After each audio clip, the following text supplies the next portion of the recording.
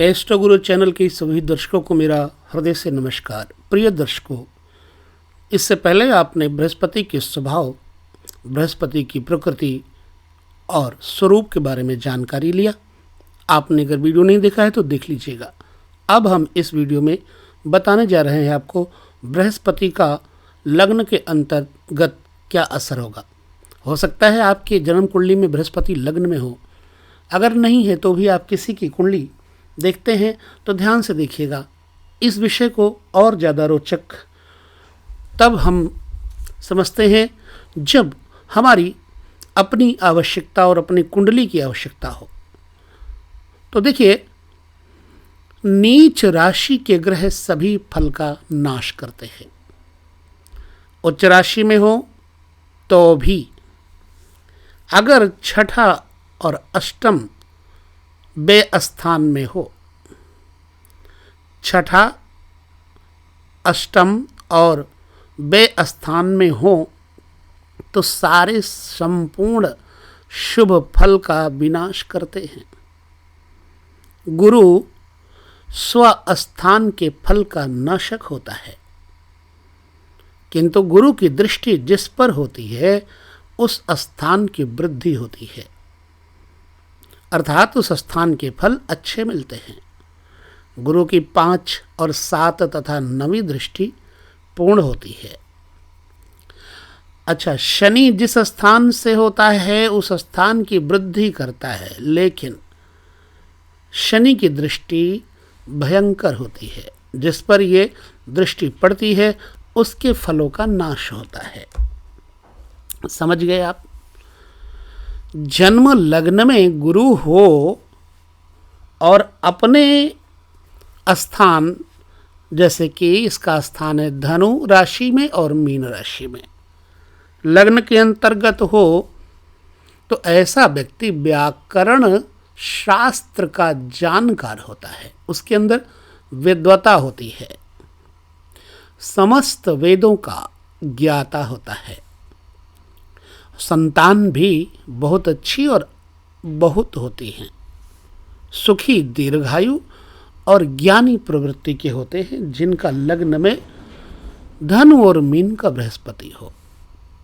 यह गुरु उच्च में हो तो शुभ फल पूरे प्राप्त होते हैं।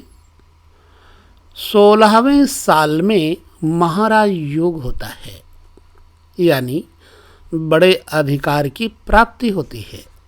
यह शत्रुगत की राशि में, नीच राशि में पाप ग्रह की राशि में हो व पाप ग्रह के साथ हो तो जातक नीच कर्म करने वाला चंचल मन का हो जाता है। आयु मध्य होती है, बड़ी आयु नहीं होती और पुत्रहीन भी हो जाता है। अपने परिवारजनों से अलग रहता है। किए हुए उपकारों को ना मानने के स्वभाव वाला होता है। घमंडी और बहुत आदमियों का बैरी तथा व्यभिचारी, भटकने वाला, अपने किए हुए पापों का फल भोगने वाला होता है। यदि शत्रु ग्रह की राशि में या नीच राशि में या पाप ग्रह की राशि में हो तो, अथवा पाप ग्रह की दृष्टि में हो तो ठीक है। पहले घर में बृहस्पति का असर ऐसा होता है भृगु सूत्र के अनुसार। अब पाश्चात्य मत क्या कहता है? बोलते हैं कि यह व्यक्ति निरोग होता है, सुंदर होता है। यह गुरु अग्नि राशि में अगर है तो उदार, धैर्यवान, स्नेहल, विजयी और मित्रों से संयुक्त अभिमानी व्यक्ति होता है। अगर पृथ्वी राशि में हो तो स्वार्थी और अभिमानी, विश्वासु, मदद करने वाला होता है। यह जल राशि में हो तो रेश करने वाला खिलाड़ी होता है। पैसे की कोई परवाह नहीं करता ऐसे व्यक्ति।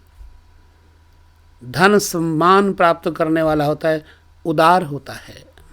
यदि वायु राशि में हो तो न्यायकर्ता, उदार, समतो आचरण का तथा निष्पक्षपाती, किसी का पक्षपात नहीं करता, हर व्यक्ति की मदद करने के लिए तत्पर रहने वाला होता है।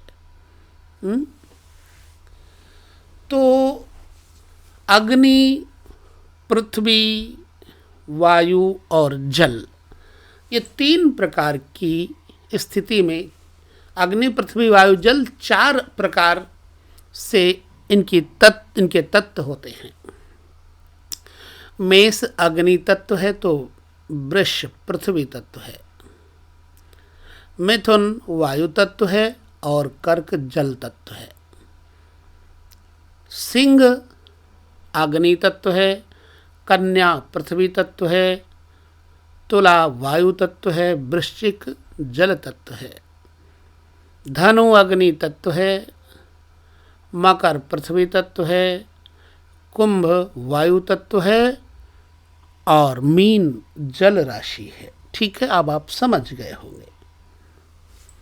तो इस तरह से अगर जल राशि में है तो बड़ा उदार व्यक्ति होता है, स्वतंत्र स्वभाव वाला और प्रामाणिक, सच बोलने वाला तथा न्यायी होता है, कीर्ति प्राप्त करने वाला और शुभ काम करने वाला होता है।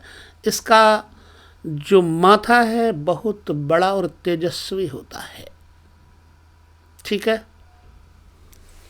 और अब यहाँ एक विचार तथा अनुभव के ऊपर हम चर्चा करते हैं। जैसे इसमें चर्चा की, भृगु सूत्र ने बताया कि 16वें साल में महाराज बनता है। देखिए, यह सूत्र भृगु सूत्र का है। यह बात प्राचीन भारत के उस समय की स्मृति करवाता है जब 16 वर्षीय वयस्क माना जाता था, यानी जवान माना जाता था 16 साल का। 16 वर्षीय युवक वयस्क होते हुए सभी प्रकार का उत्तरदायित्व तो रखता था। उस समय महाराज का पुत्र महाराज योग का लाभ उठा सकता था।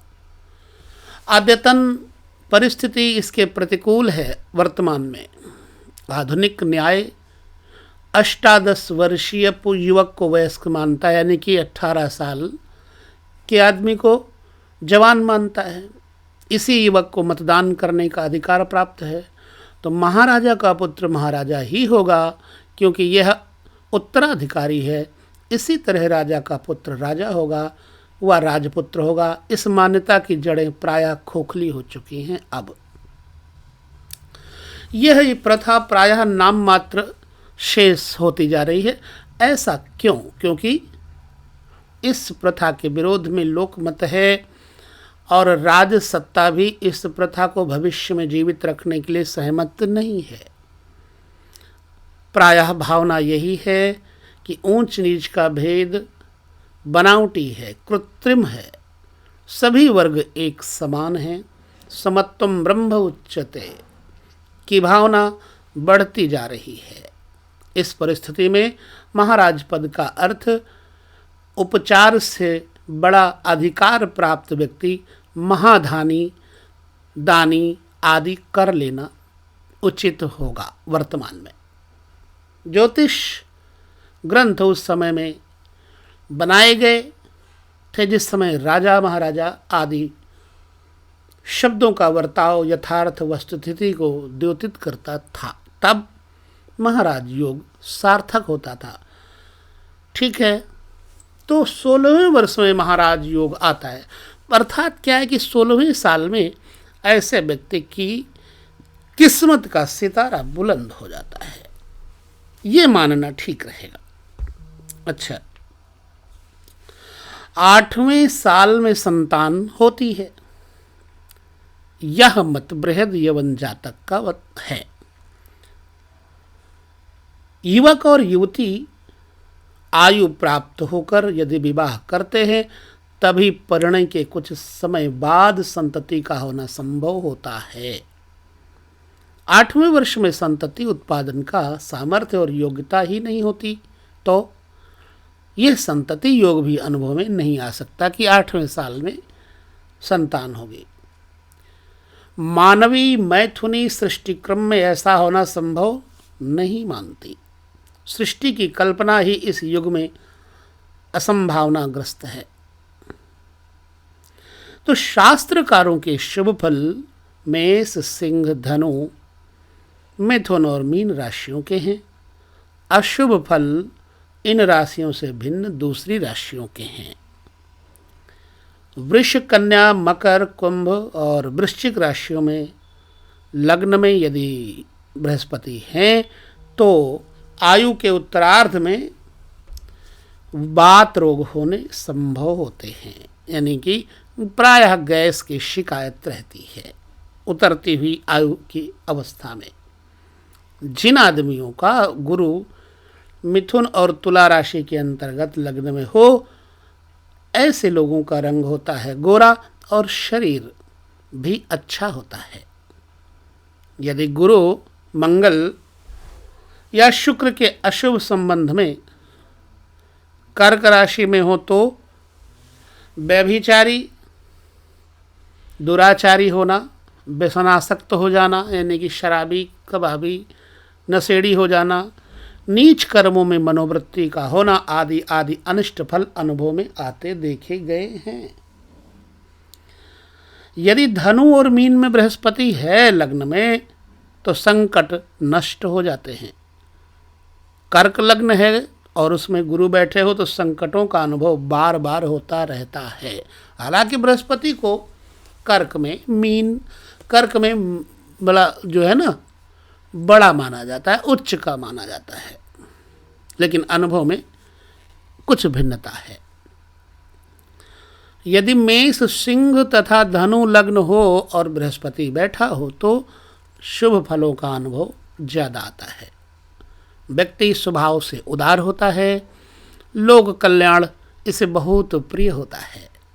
इस गुरु के प्रभाव में आए हुए व्यक्ति अनपढ़ भी पढ़े लिखे से लगते हैं।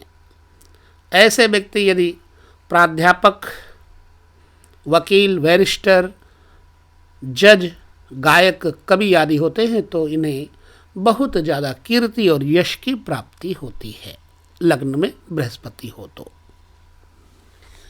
अच्छा, मेष, मिथुन, कर्क, कन्या, मकर को छोड़ करके अन्य लग्नों में गुरु हो लग्न के अंतर्गत तो व्यक्ति का माथा बड़ा चौड़ा होता है और हंसमुख यानी विनोदी स्वभाव का तथा किसी विशेष हाव भाव से बातें करने वाला होता है। ठीक है। मेष, सिंह लग्न में बृहस्पति होने से संतान थोड़े से प्रमाण में होती है, ज़्यादा संतान नहीं होती। धनु लग्न में संतान नहीं होती। वृष और कन्या लग्न में सांसारिक सुख में कमी रहती है और व्यक्ति हठी, स्वार्थी तथा अहमानी, अभिमानी हो जाता है। अपना स्वार्थ मुख्य है, यही इनकी धारणा है। इसके अनुसार दूसरों की सहायता करते हैं, बिना स्वार्थ के नहीं करते। तो अब वृष, कन्या, कर्क और वृश्चिक राशियों में अगर बृहस्पति है लग्न के अंतर्गत तो बहुत खाने वाले ऐसे लोग होते हैं, भोजन बहुत करते हैं। ठीक है। तो गुरु अगर मकर लग्न में है तो प्रायः गाना, बजाना, नाटक और पढ़ने की ओर रुचि विशेष होती है। ऐसे व्यक्ति होते हैं। और मीन का गुरु व्यक्ति को वांग्मय साहित्य का उपासक बनाता है। अब गुरु यदि वृष, कन्या, तुला, मकर, कुंभ लग्नों में होता है तो यह अनिष्ट फलदायक देखा गया है। गुरु अगर वृष, कन्या, तुला राशियों में होता है तो अल्प धन प्राप्त होती है। मकर और कुंभ में झूठा अभिमान अधिक मात्रा में होता है। संतान और संपत्ति इन दोनों में से एक की ही प्राप्ति होती है।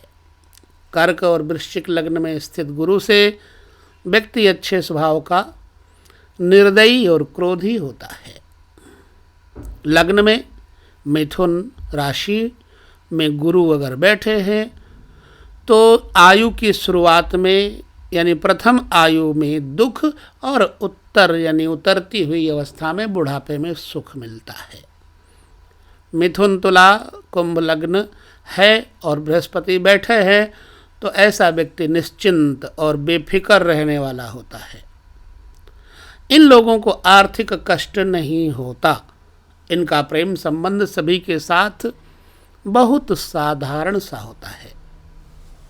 मीन लग्न में जिनका बृहस्पति हो ऐसे व्यक्ति विश्वव्यापिनी दृष्टि से व्यवहार करते हैं। वशिष्ठ जी के मत के अनुसार गुरु यदि केंद्र त्रिकोण में होता है तो लाखों दोषों को नष्ट करने वाला होता है, परंतु अगर इसके विपरीत स्थान पर हो तो लिखा है कि स्थान हानि करो जीवा, स्थान वृद्धि करह शनि, ऐसा भी मत है। लग्नस्थ बृहस्पति हर 6ठे वर्ष और हर 12वें वर्ष विपत्ति कारक होता है। धनदाता न होने से धन से दूर होने वाले संकट बराबर बने रहते हैं। गुरु महाराज ज्ञान और विद्या के कारक ग्रह हैं। ज्ञानी और विद्वान दरिद्रता की दलदल में सदैव फंसे ही रहते हैं और इनका जीवन कंटकमय होता है। मेष करके तुला मकर लग्न में गुरु हो तो नीच स्त्रीगामी हो जाते हैं ऐसे व्यक्ति। वृष सिंह वृश्चिक तथा कुंभ लग्न में अगर गुरु हो तो निम्न वर्ग स्त्रीगामिता दोष नहीं होता। मिथुन कन्या धनु मीन लग्न में गुरु हो तो व्यक्ति आयु में श्रेष्ठ कुलीन प्रक्रिया से संबंध जोड़ते यानी दूसरी स्त्री से संबंध जोड़ते हैं। लग्न में गुरु के फलस्वरूप माता पिता दोनों में से एक की मृत्यु बचपन में संभव है। इस स्थान का गुरु द्विभार्या योग बनाता है। विवाह भाव योग भी बन सकता है जिसमें कि विवाह का अभाव माना जाता है। डॉक्टरों के लिए कर्क वृश्चिक तथा मीन लग्न का गुरु शुभ है। वैद्यों के लिए मिथुन तुला और कुंभ लग्न का गुरु शुभ है। यह योग वकीलों के लिए भी अच्छा है। लग्नस्थ गुरु पुलिस सेना आबिकारी विभागों में काम करने वालों के लिए मतलब नष्ट है। ऐसे गुरु वालों के लिए ये विभाग लाभकारी नहीं होंगे। शिक्षा विभाग में जाने वाले व्यक्तियों को लग्नस्थ गुरु श्रेष्ठ है। लग्नस्थ गुरु कुंभ में हो तो विज्ञान के लिए तथा मीन मकर सिंह लग्न में हो तो भाषा और साहित्य के प्रोफेसर होने के लिए अनुकूल शुभ फलदाता है। लग्नस्थ गुरु अशुभ संबंध का अच्छा फल नहीं देता है। लग्नस्थ गुरु चंद्र युति का फल भी नेष्ट है। तो लग्नस्थ गुरु का फल साधारणतः अच्छा है परंतु कष्ट भी करता है, परंतु ये कष्ट किसी तरह निभ जाता है। तो ये लग्न के अंतर्गत बृहस्पति का असर रहा। जान करके आपको कैसा लगा? आपके बृहस्पति लग्न में है तो हमें आप अपनी बात जरूर लिखें। बस लेते हैं विदा। आपको सभी को नमस्कार।